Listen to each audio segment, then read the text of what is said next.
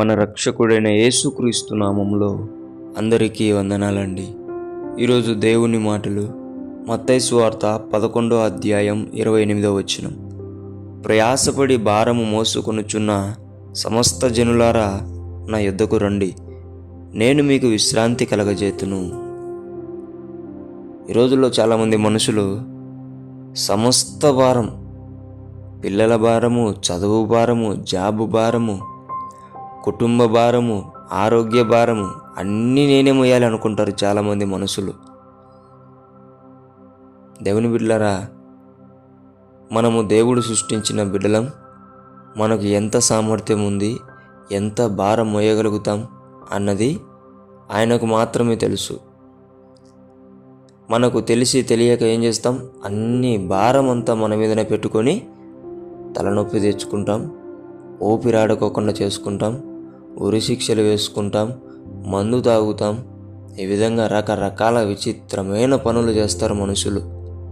అందుకే దేవుని బిడ్డలారా, దేవుడు అంటున్నాడు, సమస్త జనులారా అంటున్నాడు. అంటే ఎవరైనా సరే, ఎటువంటి వారైనా సరే, నీవు ప్రయాసపడుతున్నావేమో భారం మోసుకుంటూ దేవుని దగ్గరికి రా, మోకరించి నీ భారమంతా ఆయన మీద మోపు.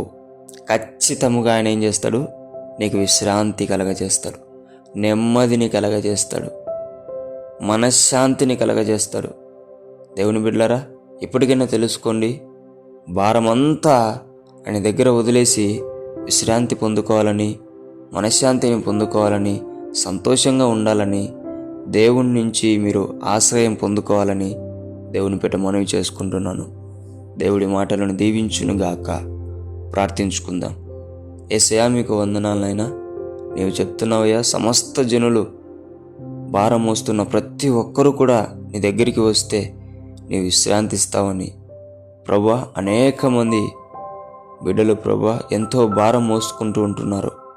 వారందరూ నీ దగ్గరికి వస్తుండగా వారికి యేసు నామమున విశ్రాంతి కలగజేయమని, మనశ్శాంతి కలగజేయమని, నీ నుంచి ఆశ్రయమును పొందుకునే బిడ్డలుగా ఉంచమని యేసు నామమున ప్రార్థిస్తున్నాం తండ్రి. ఆమెన్.